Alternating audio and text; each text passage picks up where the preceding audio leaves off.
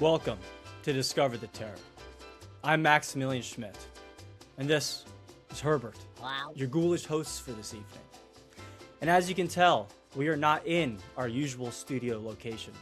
Yes, that place has burned down to the ground and been consumed by the pits of hell located directly under that said studio floorboard.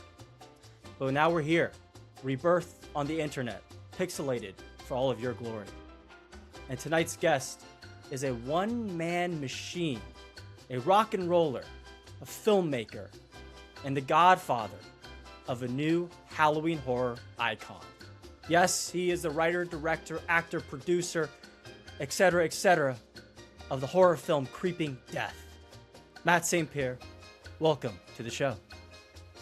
Thank you for having me. That was quite the intro. I've never been called the godfather of Creeping Death before, but I'll take it. It's new. I love it. Yeah, you know what? I listened to some of your other interviews, so I was like, I need to find another angle, another title for him. So I'm glad Godfather hasn't been taken yet. No, I love that. That's great. I'm going to start telling people that I am the godfather.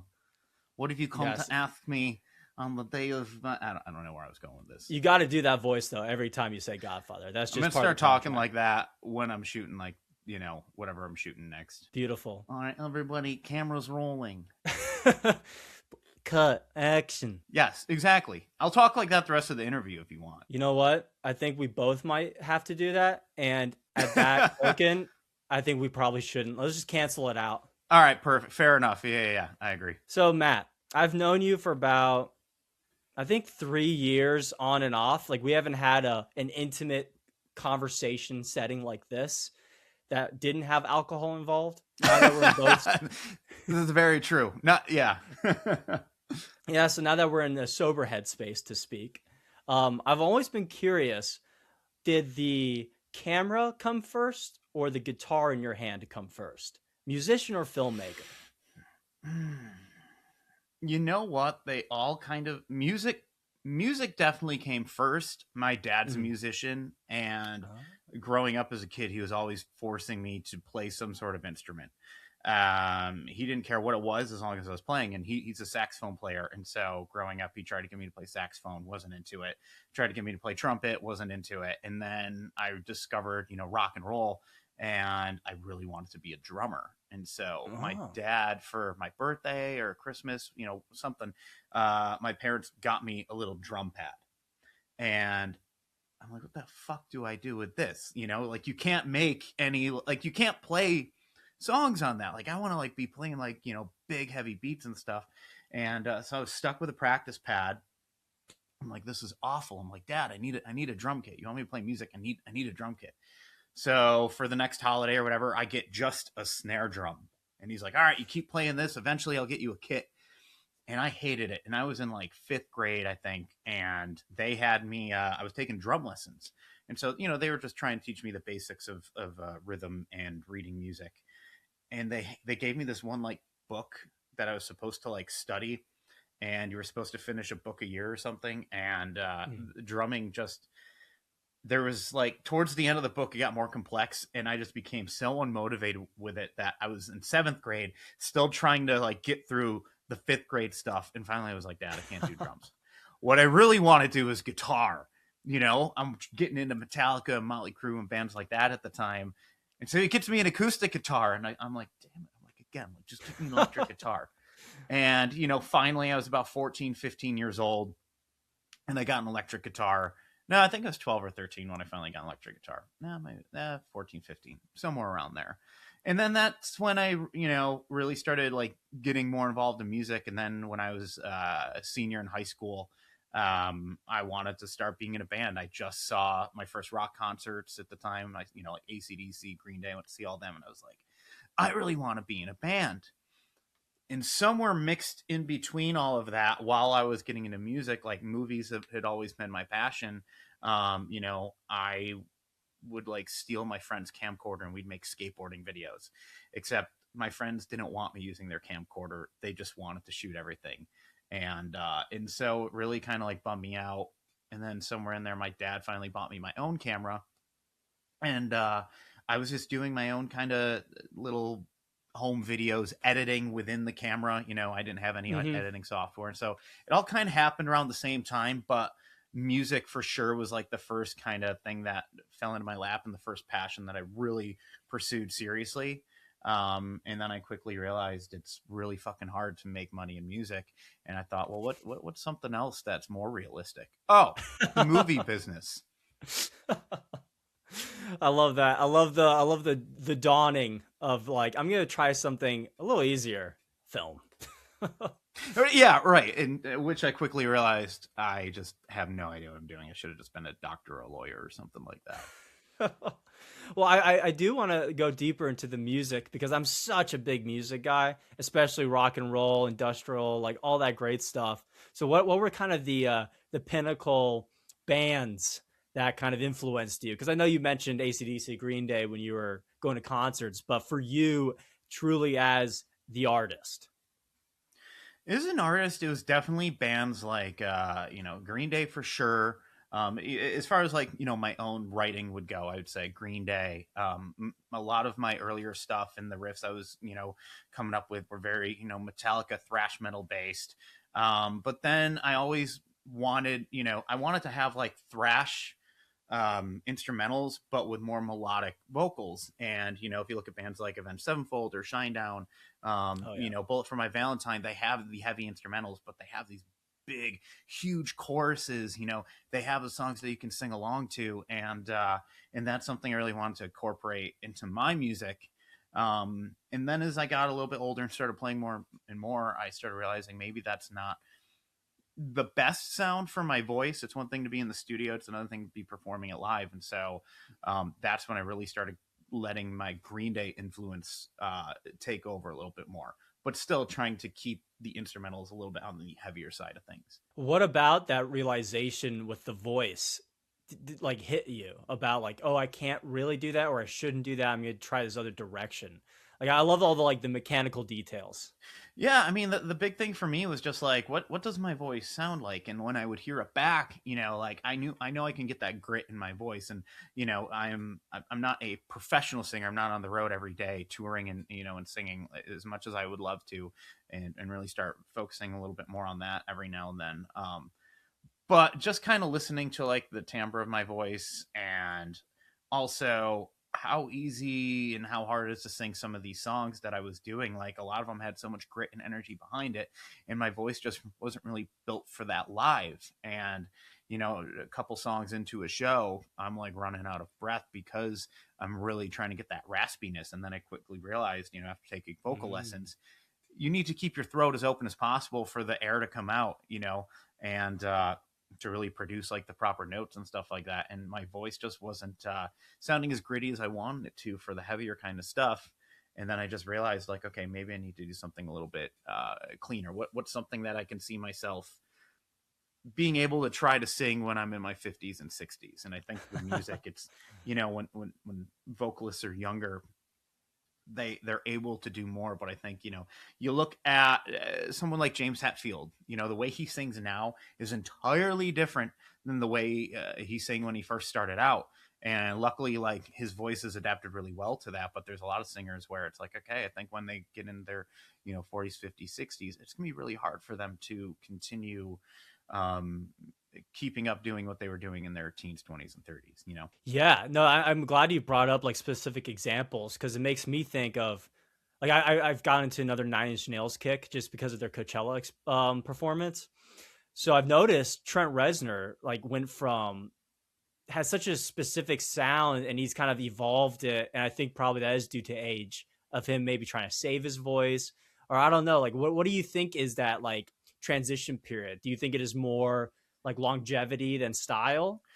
I think it's the style that definitely captures people's attention, but also, bands now, like it's so much harder to make money in music. It's not like you're going to record something like the Black Album and all of a sudden you're a millionaire. I think bands now constantly have to be touring, to make money and survive. And so, they have to be doing this a lot longer than maybe they normally would. So now I think, people start thinking about the longevity of their career and how long their voices are going to last. And I think that's going to start impacting, a lot of bands writing. I mean, it certainly has impacted how I'm writing stuff, because, you know, in the studio I can go in and do one thing. If I blow up my voice, whatever, fine. Did we get the take? Awesome. Great. Now replicating that live, and we had one song when I put out my first like EP under my own project. In the studio, there was this like, we had this chorus, and the producer looked at me and was like, Matt, I know that you wrote the melody like this, but you should like go up like another like step or whatever to hit this one note. Okay. It would be really cool. And I'm like, man, that is way too high. And he's like, just trust me. And like, he did some auto tune to show it would be like before we recorded it. And I was like, oh man, I'm like, that really would be cool. And so at that point, my range just wasn't as wide. And so I went to try and hit that note, and like finally I was able to get a good take that we ended up using. But then again, if you're an hour into a show and, you know, I'm playing guitar too and jumping around the stage and stuff like that, then you go to do a song like that and you're running out of breath. It's like, man, that song, it scares you. I look at the set list. I'm like, oh God, we're like 2 songs away from it. 1 song away. No. Okay. We're in the middle of the song. Oh, we're at the bridge or the verse. The verse is cool. Then all of a sudden that chorus comes up and I'm like, am I going to hit this note or not? And that's the part that always like scared me. And I'm like, I don't want to get on stage. And that's where I know I need to practice.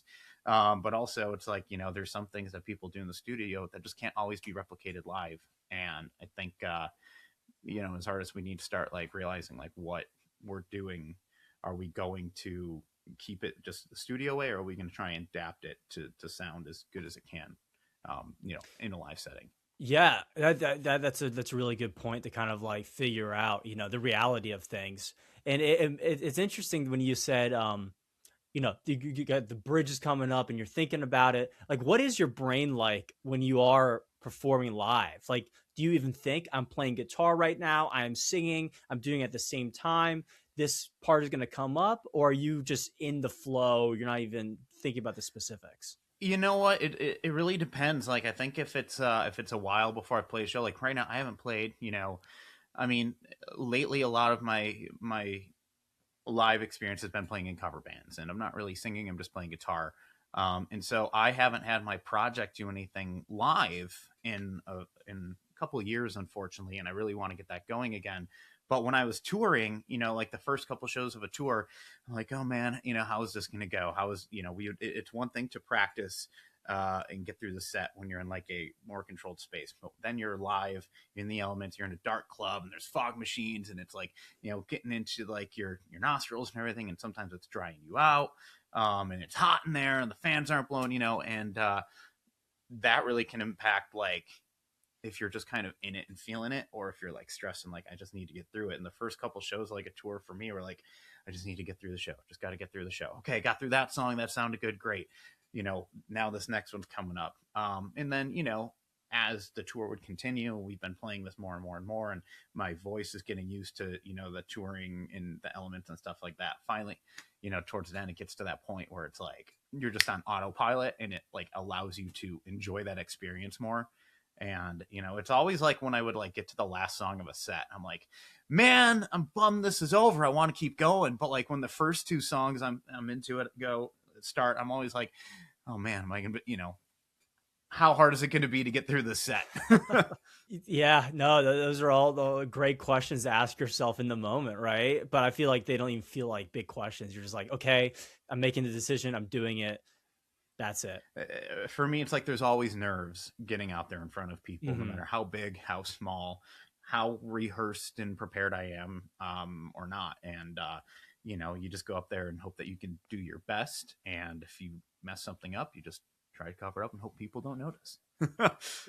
Right? But isn't it crazy, though, how our brains can just lock in for a specific amount of time without even like questioning anything? Like, I feel like that's the same token for filmmaking, right? You probably always had the nerves like leading up to set, and then you're on set, and then it's gone. You're just like, okay, I'm problem solving. I'm getting this to the finish line. Like, well, what about our brains do you think like harness some sort of energy? Is it the energy in us? Or are we like conduits to something? Like, what gets us so locked into artistic practices? I think it just kind of becomes like a fight or flight kind of thing. And it's just like, okay, if we're going to do something, like no one else is really like pushing you to do it, you just have to be the one driving everything forward. And if you're not disciplined enough to do that, then nothing's going to happen. You know, and that's how it is, I think, for filmmaking and with music. You just have to allow yourself to just be focused, not let anything else distract you, or else you're never going to get anything done. Yeah, no, well said, well said. And I want to take this to Creeping Death now, because the multifaceted approach to making the film, kind of reminded me of when you were talking about, okay, I'm playing guitar, I'm singing right now, because you wrote, produced, directed, edited, acted, and scored the movie. And if I'm missing anything else, please fill it in. But every department in that movie I had my hands in some way, shape, or form. And it's I don't recommend it. Well, what about, like, what was your brain like when you were directing and acting? Like, tell us about that experience.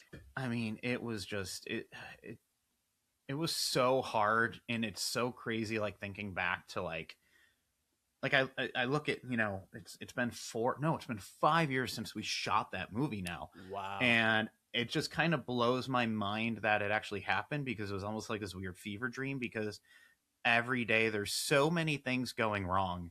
And not to say like anything like bad happened, but it's like there's always fires to put out on a film set. And usually that's spread between multiple departments, and you have your department heads that can handle all that for you.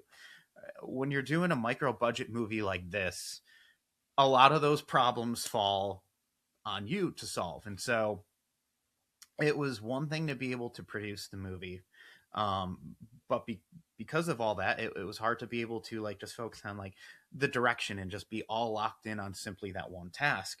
But then also having to be in front of the camera as well. It's like, for me to play that character, it's like I really would have loved to have had more time to just lock in and not let these other problems stress me out. But I think the biggest thing that really helped me with this movie is my character in the film is so stressed out. Everything is against him. His world is falling apart. And so getting into the role, it was a little bit easier because I wrote it, because I've been living in it for so long.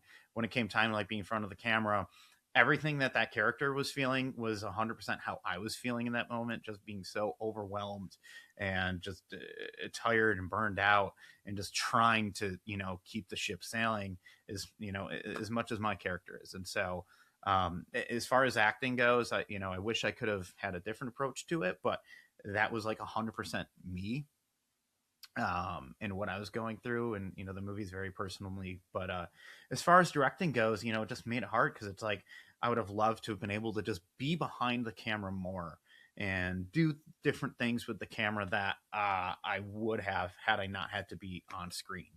And and that's the one thing, is like you've got to find the people that you can count on to get everything to the highest quality and standard that you can, that you can rely on, so that you can let go of certain things. And that's what I had to do with this, is kind of between me and my DP Jonathan Lee, I was like, look, this is what I want, this is how the camera needs to move, what do you think? And I kind of was able to rely a lot of the camera work on him, so that I could focus on being in front of it. Yeah, was he kind of like your right hand man, like of everything, while you were in front? You're just like, I can trust that he'll get this for me. 100%, and there would be days where I would be like, all right, I think this scene should be shot this way, here's my shot list, and he looks at it, and also hearing from our AD how much time we're going to have in the day to shoot something. I'm like, okay, I have 10 shots, here's what I think. And then John would be like, hey, look, it might be more, a little more interesting to shoot it this way. And and we would kind of talk about it, and then I'd be like, what, cool, if we shoot it this way, it cuts out 5 shots, I don't need that, let's shoot it that way. And he would just make sure that we got the right blocking and everything, so that it all looked as good as it could. And there's one shot in there, and I don't think it was my idea to do the shot, but there's a shot where we first reveal like the monster, right? But we have the shot where the camera is staring, it's a wide shot on us at the front door, and then as the monster is coming up, the camera moves behind the monster, and the heart just gets raised in front of the camera right in front of these guys. And that was one of my favorite shots in the movie, revealing the heart being ripped out. And that wasn't my idea, and that was something that John came up with on the spot. And again, I really think it helped tell that scene a lot better than how I would have shot that. And that was, if I had more time to focus on the directing, maybe I would have come up with something along those lines to shoot it. But he really just helped me fill in those gaps where I needed it. I mean, that's the great thing about filmmaking is it's never finished until like you literally lock that edit and you get it out there. Even on set, right? It's like you had this one way of shooting it, and then in the moment with the pressure, a diamond was made, because that is such a effective moment in the film, and like encapsulates what that monster is and trying to do, but also give you a fucking sick ass gore moment, you know? Exactly. So Yeah. I I don't know love if a that. diamond was made, but I'll certainly take it. So, did you also have to like go behind camera and be like, "Hey, let me see playback," or because I know that takes a lot of time. So I wonder like what your workaround was for that, if there was. 100%. I would always look at John after a shot and be like, "Did we get it?" And then he'd be like, "Yeah, we got it." I'd be like, "Move on."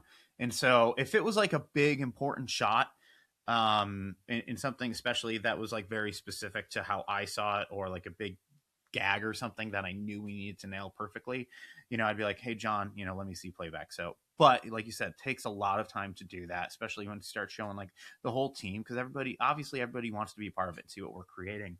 And, with this movie, it's not like we had all sorts of like a video village set up for everyone to see. So, people want to be a part of it, and I don't blame them. And, but, we had to be careful on like how much playback we were doing so that we didn't lose our day. And so if it was like a big shot, I was always checking something like action wise. Yeah. Because I was also thinking about the edit as we were shooting. But if it was something just like, performance or whatever, I was like, was it in frame? Did we nail it? Especially if it was like my close up, I was just like, what, just make me not look too terrible and let's move on. I don't want to see my performance. But a lot of it I really didn't get to see until we got to post. A lot of the times when you're doing a movie, like, at the end of the night, everyone's looking at dailies to see what you shot, to see what you missed, see what you could do better if you need to go and redo a shot. I didn't really have that luxury with this because of how crammed our schedule was and because of how many things I had to do when we wrapped for the night. The cast and crew would be going to bed, and I'm going and trying to figure out, what props do we need for tomorrow? Oh, we just lost this location. Where are we going to shoot it now? We need to get an ambulance now, all sorts of things. And so, I was like sleeping 3 hours a night at most.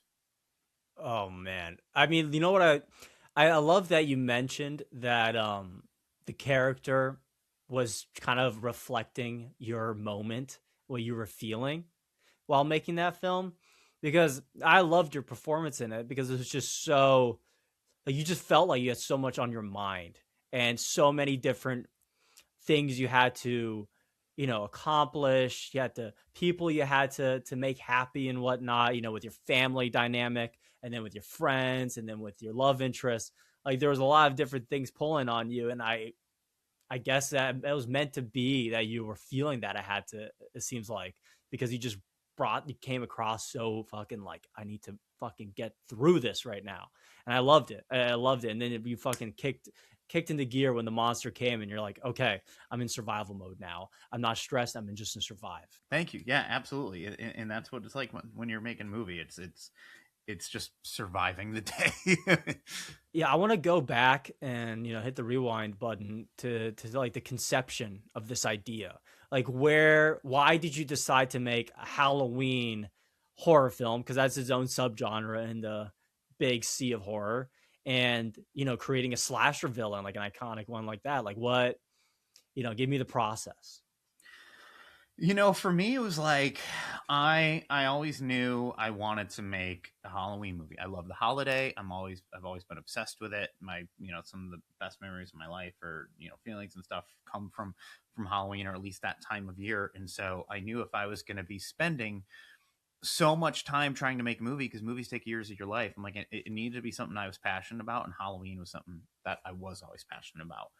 And I thought, what kind of story could I tell that hasn't been seen before around the holiday? And as we all kind of know, when John Carpenter, Deborah Hill, when they were doing Halloween, like the idea was to try and do a Halloween movie every year about a different story that could happen on the holiday, hence Halloween 3.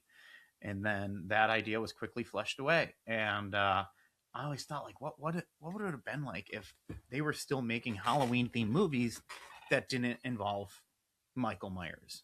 Yeah. And so, and what is something that's also very, like, you know, folklore is always very what's the word I'm looking for? I always was inspired by folklore. And I started looking up sort of the roots of the holiday in the traditions that we all know. Why are we carving jack-o'-lanterns? Why are we trick-or-treating? Stuff like that. And that's when I discovered the lore of the Ishi. And no one was talking about it. There wasn't a lot of stuff online for me to research, which made it really hard.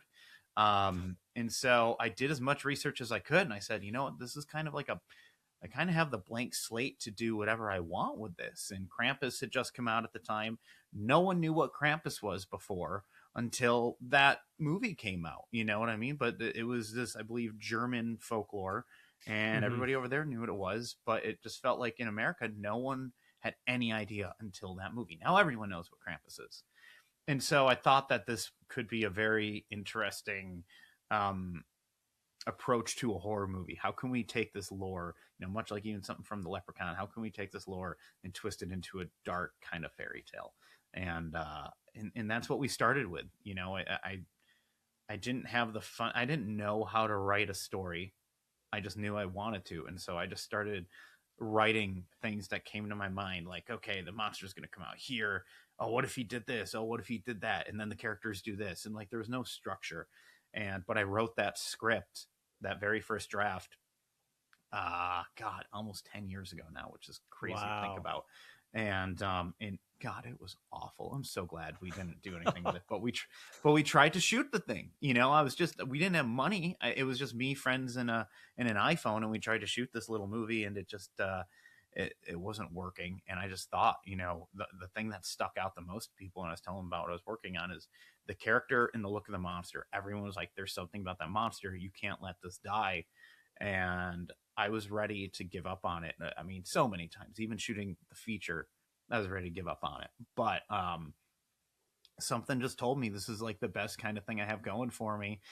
You need to keep going with it. And so that's what kind of led it to making the short film, so that we could start trying to make an Indiegogo, so that we could raise the funds to do it for real.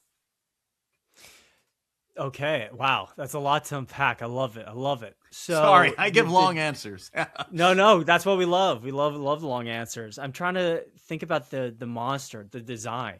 So did you already have the design kind of etched out when you were doing the iPhone version? Or was there even a design for this creature, like through the folklore research you did? So through the folklore, they're described as fairies or people of the mounds, and you know, there's so many different like stories that descriptions that people have there's so many different descriptions that I've read about. Some saying they're like more beautiful, elegant, fairy-like creatures. Others say they're sort of like short and tiny, like dwarves. And other stories say they can be tall, monstrous, and hideous. And so, like I said, the book was kind of, there was kind of a blank slate for what they could kind of be. And I just thought, like, you know what? Let's just, you know, how do we turn this into a slasher movie? Let's just take a monster and come up with a cool looking design for it, and call him the Ishi. And so I was like, but how can we do something that still kind of feels folklorish, feels like a spirit, because they've always been spirits, you know, from another world, that would dress in costume. And that's how they would blend in with villagers on Halloween, is, you know, by wearing what they could find. And so that's where I thought about what's a cool looking costume that it could wear. And I knew it was all going to come down to the mask, but it couldn't just be the mask. It can't be another guy in a mask and a jumpsuit. It had to be something a little bit different. And so my buddy Jimmy Falco and I, he's a big Michael Myers mask maker. And much like with the original Halloween, they didn't have much money.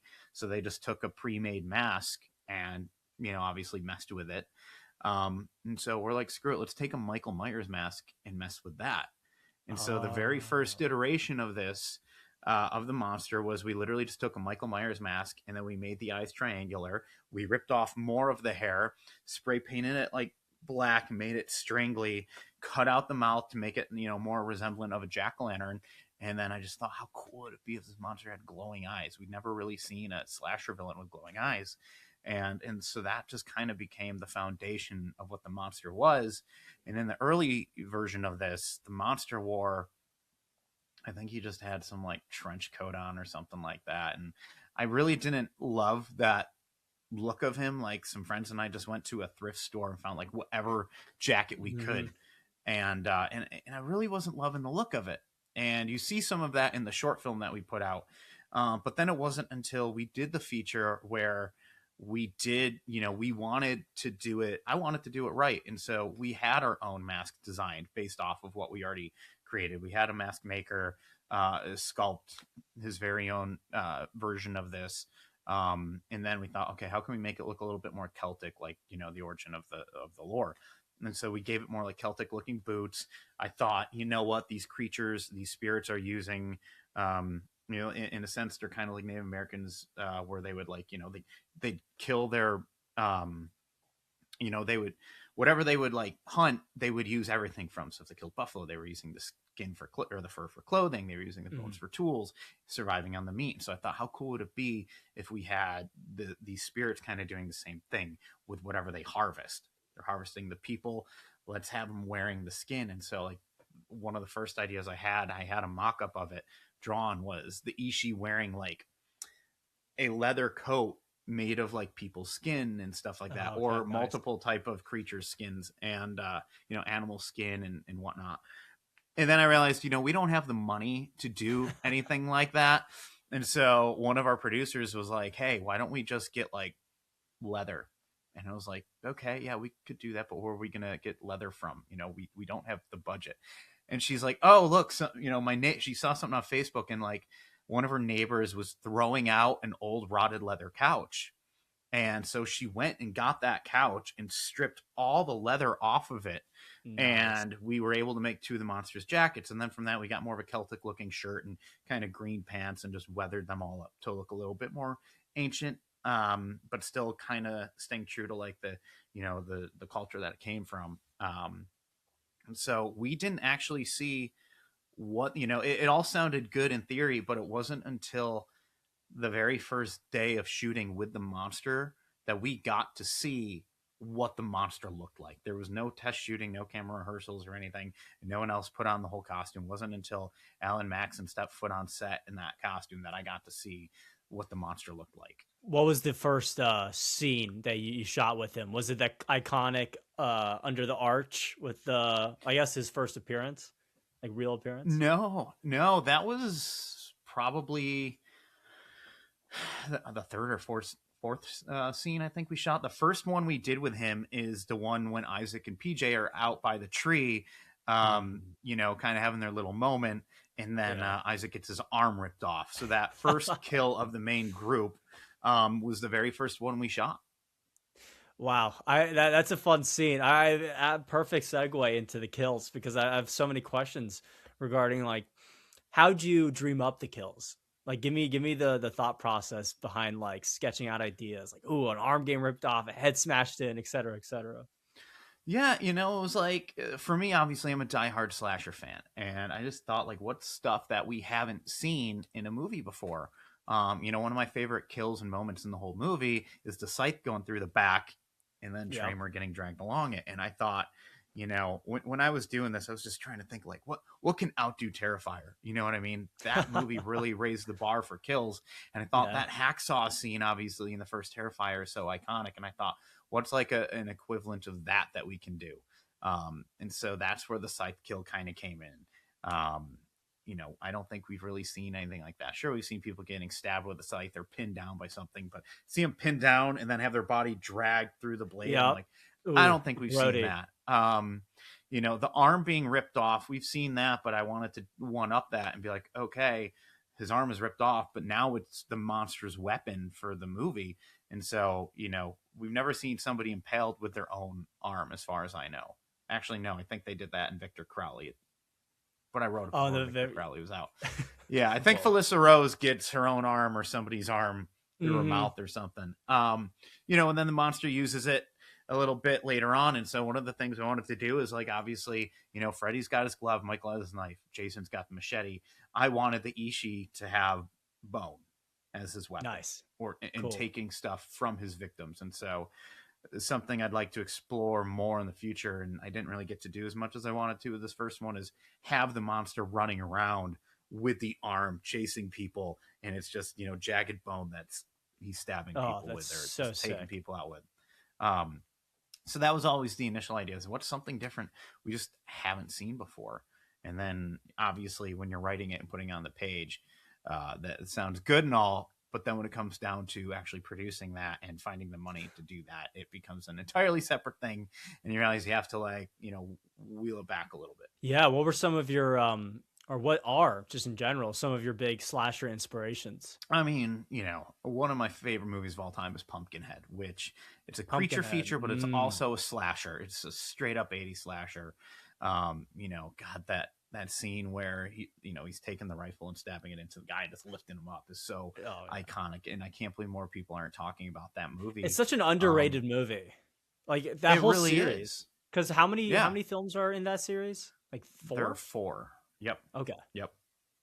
So Yeah. no, that's always been my one of my all time favorite movies, and it's also one of the ones that I really watched that had like a sense of heart and family Mm. to it. And that was something I really took inspiration to in going into this movie, because it wasn't just a group of kids going to get killed because they're out having sex and whatever. Like they wronged somebody, they took something, and you know, to me, it's a movie about a father trying to get his son back and realizing that, you know what, he made a mistake.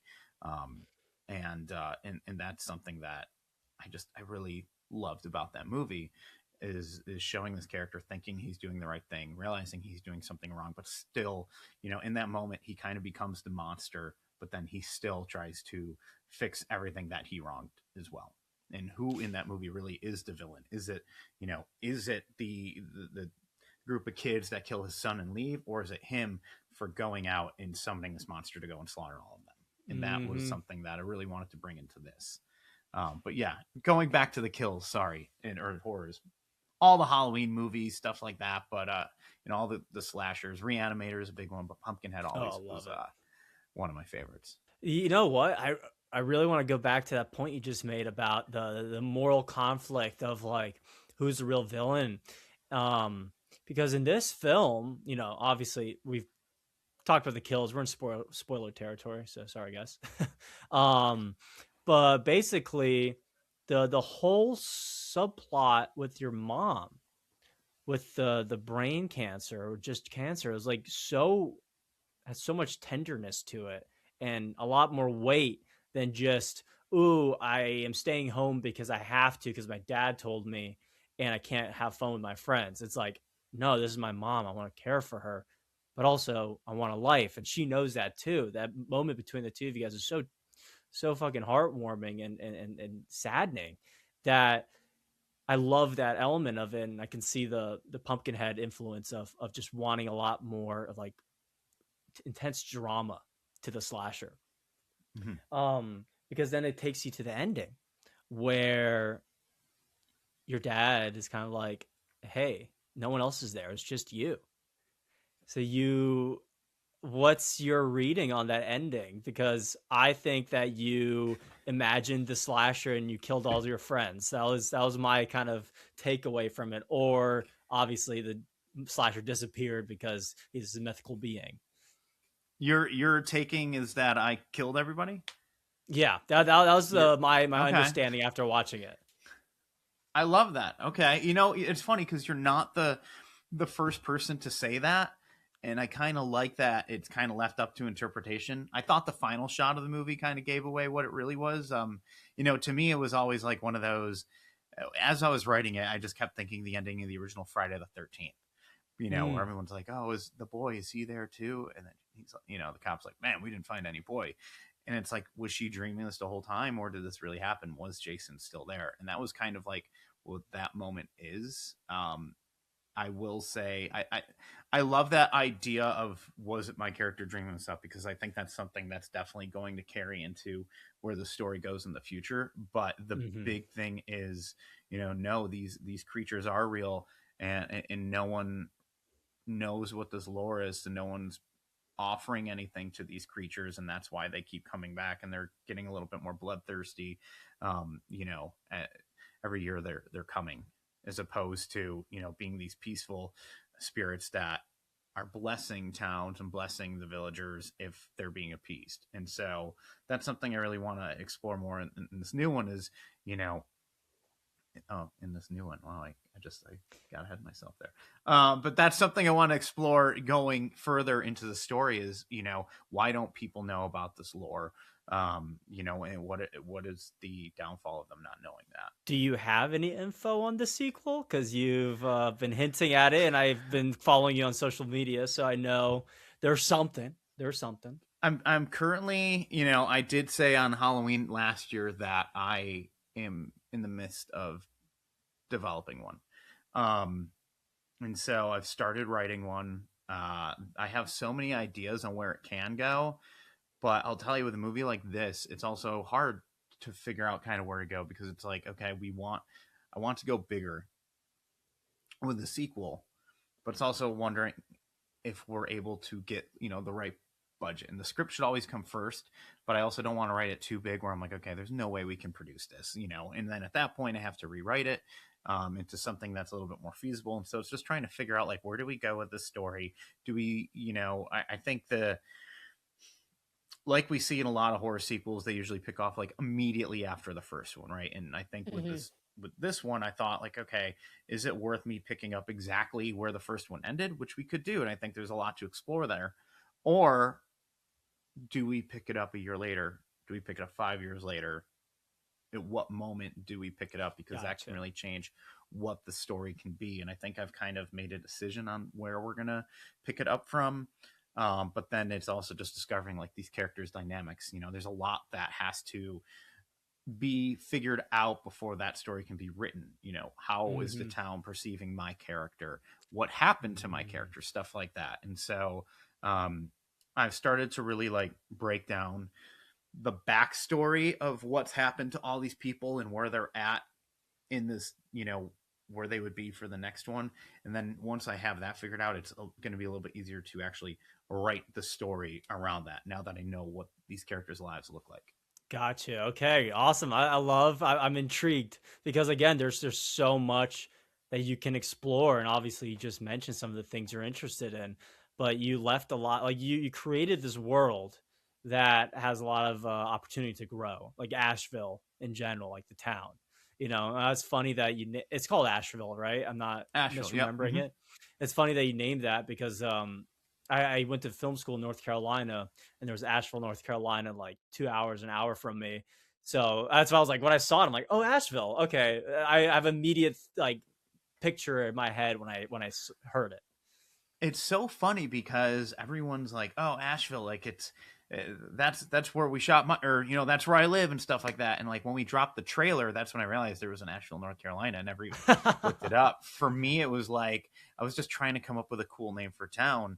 And I thought, oh man, like, how can I pay homage to Evil Dead?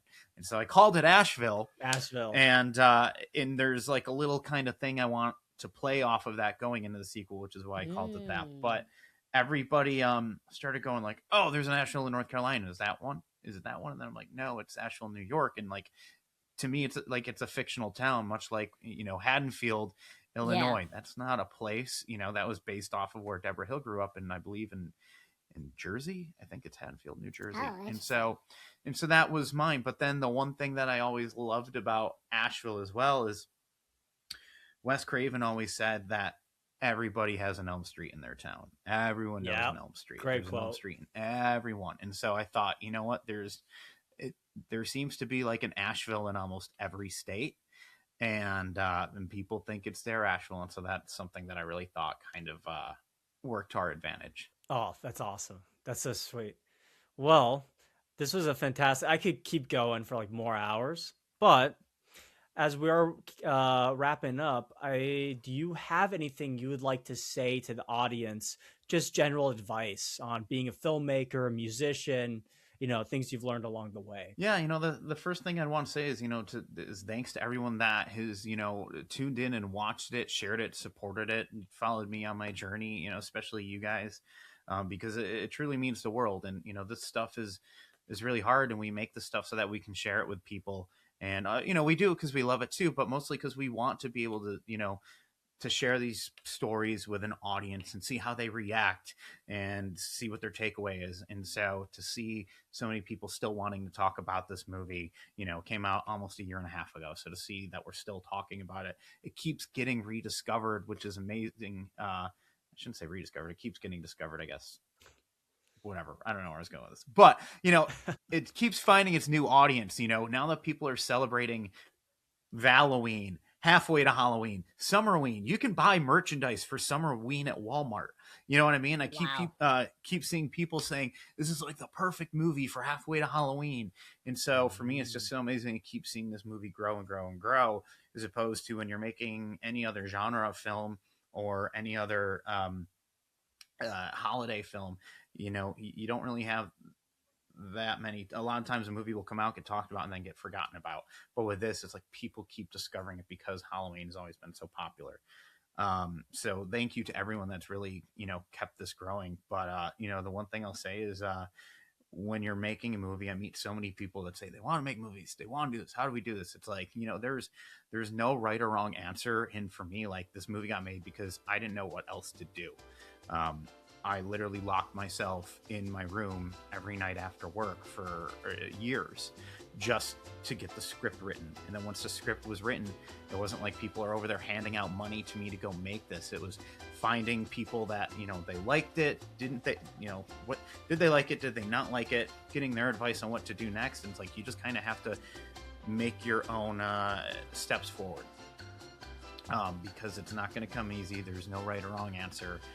You've just got to, or there's no right or wrong path to go. You just need to really love what you're doing and just lock yourself in and just give it your all. Well, Matt, that is the gospel of a fucking filmmaker right there, man. Thank you so much for giving that great insight, and appreciate you coming on the show, man. This has been an absolute pleasure. Wow. Yeah, no problem. Thank you for having me. All right, well, have a good one, Matt. Hey, you too.